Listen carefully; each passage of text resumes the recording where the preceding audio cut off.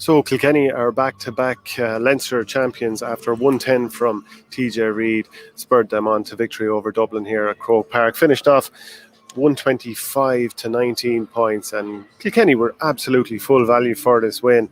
And much like the Leinster semi-final when their substitutes came on to score 1-8, again the bench was massive here, scoring 6 points. James Bergen and Alan Murphy with a couple each.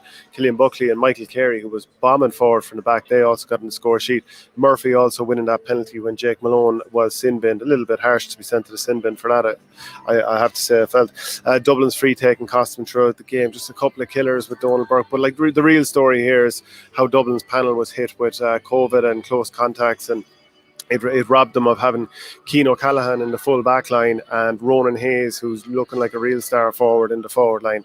And that really killed their threat in this game, because as the game went on, that bench impact that I talked about for Kilkenny, you could really see that Dublin started to tire and weaken, and rather than being able to bring onto the bench a couple of the lads that had to start, instead you're digging deeper and deeper into the panel, and you don't have the quality of Hayes, and you don't have Cian O'Callaghan's ability to maybe tie one of those Kilkenny forwards down.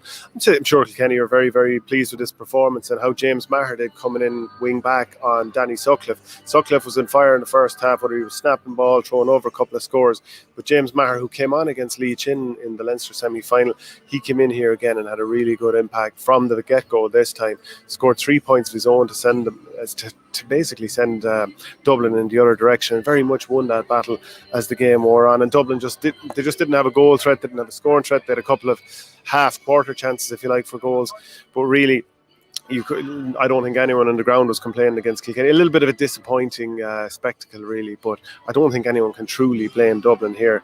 Once big players are robbed out of your team by something that's not under your control, then what can you do? Martin Keown got a couple of points. John Donnelly got a point. Adrian Mullen got a couple. He looks like he's picking up a bit of form, the captain, after being out for a year with a cruciate. TJ Reid, 1 point out of his 110 came from play, but buried the penalty into the bottom corner, and that ended the game as a contest for sure. On 62 minutes, it was 122 to 15 points at that stage. But for Dublin, after beating Galway, it is just a massive letdown, and just so much of it was taken out of their hands. But you just can't argue against Kilkenny. They keep coming back. 73rd title, 17th title for Brian Cody as manager, and add in a couple more as a player. And they'll be happy enough with this. They'll be sitting pretty going into the All-Ireland series and the All-Ireland semi-final. So that's it. Kilkenny on top once more, winning here 125 to 19 points at Croke Park.